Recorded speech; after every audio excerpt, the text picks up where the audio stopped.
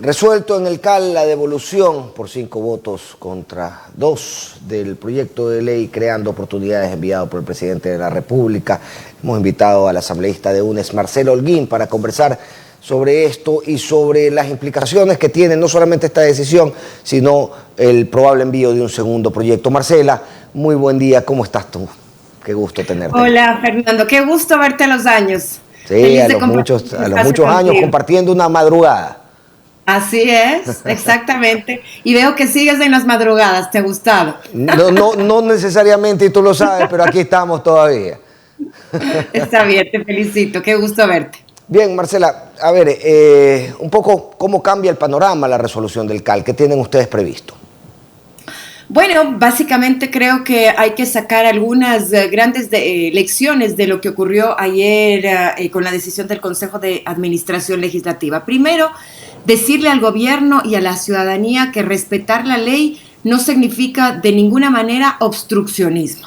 Nosotros como asambleístas estamos para eso, somos quienes creamos las leyes, elaboramos las leyes, lo menos que podemos hacer evidentemente es respetar el marco constitucional vigente. Eso en primera instancia. Creemos también que esta le deja una gran lección al gobierno y es el hecho de que las leyes no se pueden hacer sin la gente, a espaldas de las necesidades de la ciudadanía. Y en este sentido me parece que el gobierno en este momento tiene una gran responsabilidad y además tiene, digamos que la cancha absolutamente para él. Puede empezar a hacer un gran debate nacional en torno a los temas, sobre todo laborales, escuchando a la ciudadanía, sintonizándose con las necesidades de la gente y evidentemente podría, en el caso de que así quisiera, enviar 2 proyectos, uno que podría mantenerse incluso con el carácter de económico urgente en materia económica y tributaria, y otro que tenga que ver con los temas laborales, precisamente por lo que el CAL ha determinado de una manera técnica y jurídica. Esta no ha sido de ninguna forma una decisión política. La unidad de técnica legislativa ha sido clara en señalar que no se trataba de una sola materia, en ese sentido no había una unidad correspondiente y tampoco había un hilo conductor entre aquellas temáticas distintas que mandó el Ejecutivo. Así que hay una gran oportunidad desde mi punto de vista, desde el gobierno, precisamente para que el proyecto sea subsanado por parte del Ejecutivo. De acuerdo. Conversaba ayer con Ronnie Aliaga y le preguntaba, a ver, situaciones como el envío de la proforma sin tener un plan nacional de desarrollo todavía y este proyecto de ley donde era evidente la unidad de técnica legislativa no podía hacer otra cosa que lo que hizo, no podía decir otra cosa que lo que dijo, ¿no? Tenía una segunda intención ya más política, velada detrás del envío de estos dos documentos. Ronnie me decía, no, yo creo que es falta de lectura, incapacidad de algunos funcionarios, pero lo cierto es que siempre la amenaza de la consulta estuvo flotando alrededor de la discusión de estos temas. Es decir, hay una intención de ir mucho más por la vía de la consulta que por la vía de la negociación política en la Asamblea y es una intención que recién estamos alcanzando a percibir. Bueno, yo creo que lo importante de esto es no pensar en malas intenciones de una manera, digamos que a propósito, ni mucho menos. Probablemente eso habría que preguntarle al gobierno. Sin embargo, no es menos cierto lo que tú señalas, Fernando, es decir, no es la primera vez que el gobierno habla de llevar estos temas a consulta popular y no es la primera vez que el gobierno habla, incluso antes de presentar la ley, de una suerte de obstruccionismo por parte de la Asamblea Nacional. Entonces me parece que en ese sentido el tema de la consulta popular es algo que no podemos descartar al 100%. Insisto, aquí está en cancha del gobierno, tiene 2 vías. Puede subsanar los proyectos, presentarlos escuchando a la gente, corrigiendo los errores que existían, o irse por la consulta popular. Y para eso el gobierno no necesita amenaza alguna. Puede hacer uso de lo que dice la Constitución y las leyes, y es una atribución del Ejecutivo llamar a una consulta popular para que la gente se exprese de una manera libre a través de las urnas. Pero a mí no me parece que en este sentido esto sea lo más adecuado, tomando en cuenta la situación económica que vive el país y los 80, 60 millones de dólares que podría costar una eventual consulta popular.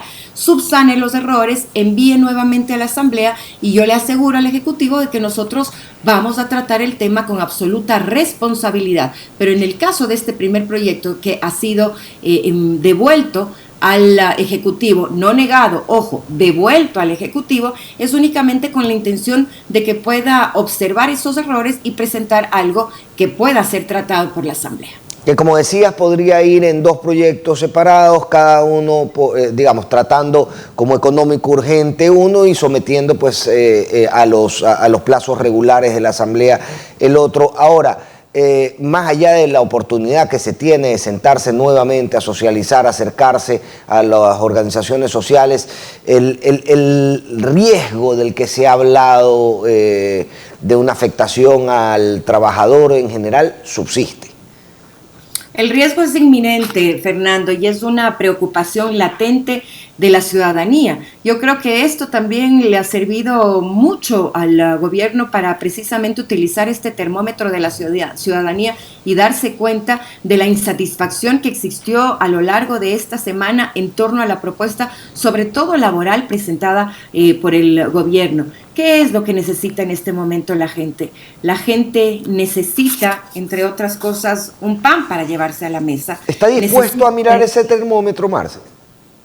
Sí, por supuesto que sí, toda la semana. Es decir, nosotros hemos conversado con varios sectores de trabajadores y todos han expresado precisamente ese malestar de lo que significa que el gobierno haya llevado y haya propuesto un tema sin haberlos consultado, teniendo como antecedente algo que me parece gravísimo, y es de lo que tú ya hablabas, Fer, lo que contiene esta ley. Por ejemplo, uno de los temas que a mí me parece más preocupantes y que realmente estábamos muy preocupados es en torno a la reducción de la jornada laboral.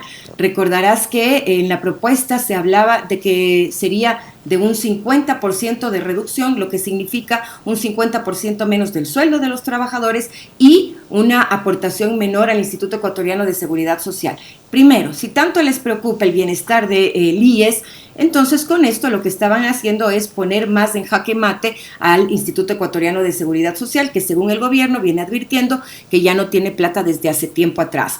Pero no solamente eso, tú me podrás decir, pero bueno, la reducción del 50% ya existía a través de la aplicación de la ley humanitaria. Pero esta, Fernando y amigos, es muchísimo peor, porque no solamente habla de la reducción del 50%. En la humanitaria se decía que era por un año con prórroga de un año más. Aquí se habla de la misma reducción del 50%, pero durante 4 años. Yo me pregunto, ¿qué ecuatoriano puede vivir con menos de $200 en el bolsillo durante 4 años? Y te digo que es peor que la humanitaria, porque no solamente proponía aquello, sino también decía que si es que existiría, en el eventual caso, un mutuo acuerdo entre trabajador y empleador, la reducción podría ser mayor incluso del 50%. Yo me pregunto, ¿existe acaso una relación de equidad entre los trabajadores? No hay correlación de fuerzas, claramente. Para que tú puedas siquiera pensar en la posibilidad de que va a existir un acuerdo para que a mí me bajen el sueldo en más del 50%, 60, 70, 80%, lo que quiera, en este caso el empleador, es absurdo pensar en aquello. Y pensar que el obrero de una gran empresa puede pararse frente a su gerente y decirle, hey, ¿sabe qué? Acordemos en términos de iguales cómo vamos a reducir la jornada laboral, es sencillamente una quimera. Ahora, ¿el gobierno persigue quimeras? Yo creo que el gobierno primero ha sido sordo a las exigencias de la clase popular, y creo que aquí básicamente lo que se hace es demostrar lo que es este gobierno. Este gobierno tiene un corte neoliberal y un poco estábamos abocados a que este tipo de propuestas sean presentadas por parte del gobierno de turno. Tampoco hay que ser insensatos y decir que esto nos sorprende. la gente, la mayoría del pueblo ecuatoriano votó por este tipo de propuestas. Nosotros sabíamos lo que venía atrás de la decisión del pueblo ecuatoriano de que exista en este momento un gobierno de derecha, y eso es lo que estamos viendo. Lo que pasa es que me parece que aquí debe existir el mayor equilibrio posible entre, en el tema laboral, la clase trabajador y la clase empleadora. No podemos darles todos los beneficios solamente al empleador, dejando de lado al trabajador, con el propio ejemplo que el presidente Lasso puso en más de una ocasión, la señora Lorenza. ¿Existe la señora Lorenza? ¿No existe? No tengo idea, pero él decía que la señora con $20 más seguridad social, poco menos que debería ponerse de rodillas a agradecerle al gobierno de que tiene ya un trabajito. No, señora, aquí hay que preguntarle a la gente y sobre todo preguntarle al gobierno qué clase de trabajo es el que propone para los ecuatorianos. Y mucho me temo que ya nos estamos dando cuenta cuál es la clase de trabajo que el gobierno cree que los ecuatorianos nos merecemos. Un trabajo en donde lo único que hacemos es engrosar las filas de la informalidad, porque si es que tú tienes reducción de salarios, si es que no tienes aportaciones al IES, si es que no tienes estabilidad laboral, no estamos hablando de un trabajo estable, estamos hablando de un trabajo que tiene el carácter de informal, y resulta que ahora en el país el 51.2% de la población económicamente activa está viviendo en la informalidad. Lo que íbamos a hacer con esta ley es engrosar las filas de la informalidad, y a mí eso no me parece correcto. Y normalizarla, ponerle un título más bonito y pasar a los números formales y en que las condiciones reales de vida se alteren. Ahora, ¿ustedes tienen en carpeta algún otro proyecto de régimen laboral? Bueno, por supuesto que sí. Primero, nosotros tenemos propuestas.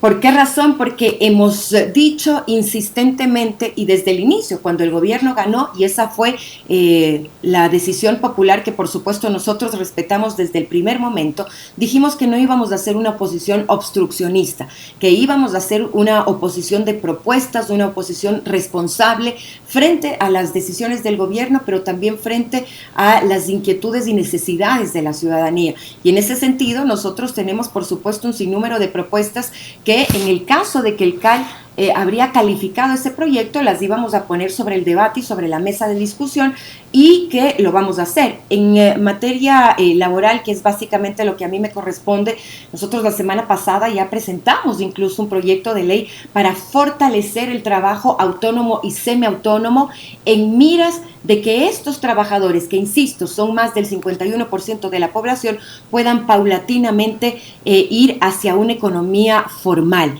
Y en ese sentido hicimos varias propuestas que tienen que ver, por ejemplo, con la seguridad social para los trabajadores semiautónomos que están trabajando tanto en las plataformas digitales como en la venta de catálogos.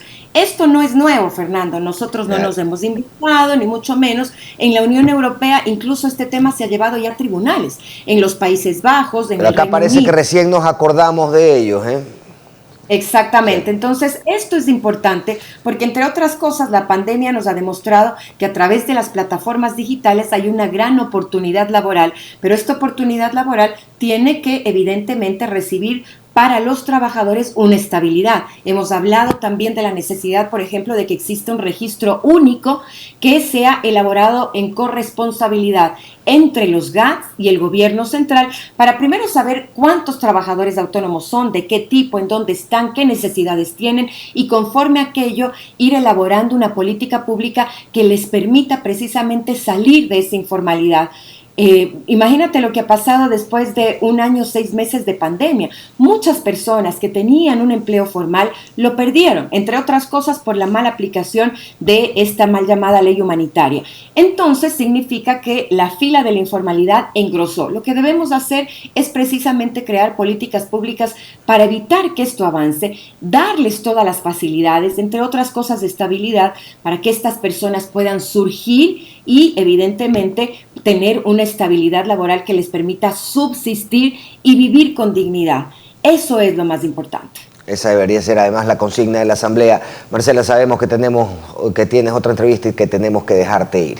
Te agradecemos muchísimo haber estado con nosotros. Bueno, ha sido un gusto poder compartir este espacio contigo, Fer. Un abrazo a quienes nos escuchan. Estaremos expectantes, pendientes de la decisión que tome, en este caso, el gobierno. Si es que la decisión es reformar estos proyectos, pues esperaremos y daremos todo lo de nosotros para precisamente hacer que estos proyectos mejoren en beneficio de la ciudadanía. Y si es que por ahí el gobierno sigue insistiendo en el tema de la consulta popular, pues tampoco la tenemos miedo. Esa es una potestad que tiene, en este caso, el Ejecutivo, pero que de por medio no existan ni chantajes ni amenazas, nada más que eso. Un abrazo. Habrá que ver también si les da el combustible, sea blanco o sea negro. Está siempre invitada Marcela, la puerta siempre abierta. Un abrazo. Cuídate. Hasta luego. Marcela Holguín, asambleísta por UNES, con quien hablábamos de la ley creando oportunidades. Nos vamos a una pausa y regresamos de una.